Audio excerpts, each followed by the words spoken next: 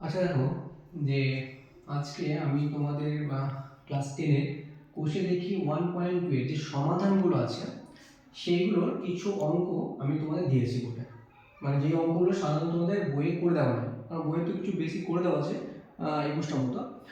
তার বাইরেও কিছু অঙ্ক যেগুলো যেমন যেমন ধরো এটা তোমাদের উদাহরণে আছে, এটা তোমার উদাহরণ আছে কিন্তু করে দেওয়া হয়। আর কিছু অঙ্ক আমি বাইরে থেকে দিয়েছি, সেগুলো তোমাদের সলভ করতে হবে। প্রথম অঙ্কগুলো একটা তোমরা স্ক্রিনশট নিতে পারো বা টুকে নিতে পারো। হ্যাঁ, আমি একটা অঙ্ক তোমাদের দেখাবো যে এই অঙ্কগুলো কিভাবে সলভ করবো, কিন্তু এই অঙ্কগুলো কিন্তু সলভ করতে হবে তোমাদের, কারণ যারা মাধ্যমিকে ফুল মার্কস আশা করছো, 100 পেতে চাইছো, একটু বেশি বেটার পারফরমেন্স করতে চাইছো, কারণ বিগত বছরের কোয়েশ্চেন প্যাটার্ন সেগুলো কিন্তু সব কোয়েশ্চেন বই থেকে দেবে না, কিছু কোয়েশ্চেন কিন্তু ঘুরিয়ে দেবে, সুতরাং এগুলো তোমাদের প্র্যাকটিস করতে হবে। যেমন আমি প্রথমে একের অঙ্কটা করি, এগুলো মুছে দিতে টুকে নিও তোমরা। আমি এক একটা দেখাবো, বাকিগুলো তোমরা আমাকে কমেন্ট করবে, আমি সেগুলো করে দেবো।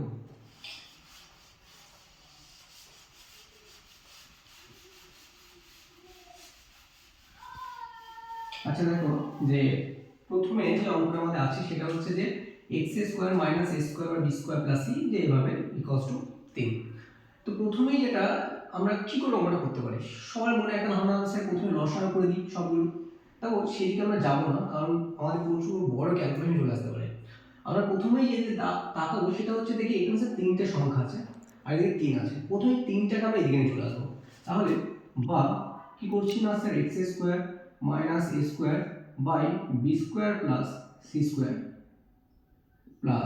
x² - b² by c² + a² plus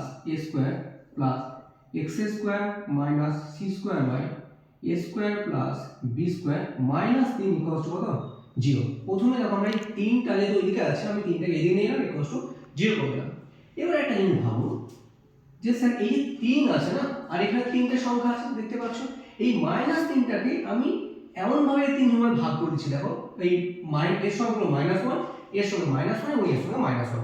যেমন ধরো x² - a² by b² plus c² -1 করলাম, plus x² - b² by c² plus a² -1 করলাম, plus x² - c² by a² plus b² -1 equals to 0 করলাম। দেখো মাইনাস যে 3 ছিল না, সেটা আমি -1 করে দিয়েছি। ওকে, এবার সুবিধাটা কি হলো, সুবিধা দেখো যে এইখানে শুধু এর আর এর মধ্যে কি লসাগু হবে, শুধুমাত্র স্যার b² প্লাস c² লসাগু হবে। তাহলে বলো যে এইটা কত, স্যার x² - a² থাকবে, আর এই b² প্লাস c² সঙ্গে তুমি মাইনাস গুণ করো, তাহলে -b² আর -c² হবে। ঠিক একই রকম ভাবে দেখো এইখানে কত লসাগু হবে, c² প্লাস a² লসাগু হবে। তার মানে এটা কত হবে, x² - b² minus c² minus a²। এটা কত হবে যে a² প্লাস b² থেকে গেল, এটা x² মাইনাস c² এবং মাইনাস a² আবার কি মাইনাস b² ইকুয়ালস টু 0।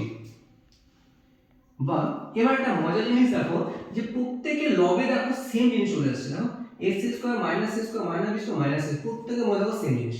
তাহলে আমরা যদি কোনো প্রত্যেকটার মধ্যে সেম জিনিস আছে তাহলে সেটা আমরা কমন নিতে পারি। তো কমন নিয়ে নিলাম x² minus a² minus b² minus c² common নিয়ে নিলাম, তাহলে এখানে কত করে থাকবে sir 1 by b² plus c², এখানটা 1 বাই c² প্লাস a², আর এখানটা 1 by a² plus b² equals to 0। তার মানে দুটো সংখ্যার গুণফল ইকুয়ালস টু 0, এটা ব্র্যাকেট দাও, দুটো সংখ্যার গুণফল ইকুয়ালস টু 0, তার মানে এটা 0 আর এটা 0। তাহলে আমরা যদি প্রথমে এখন আমাদের x এর মান বের করতে হবে, তাই না, তাহলে প্রথমটি ইকুয়ালস টু 0 করছি, তার মানে x² minus a² minus b² minus c² equals to 0। তার মানে তুমি এটা কি পাচ্ছ, ওগুলোকে এগিয়ে চলে যাও, তাহলে x² সমান কত হচ্ছে a² plus b² plus c² বা x সমান তাহলে কি পাচ্ছ, স্কয়ার টু দ্য রুট করতে হয়।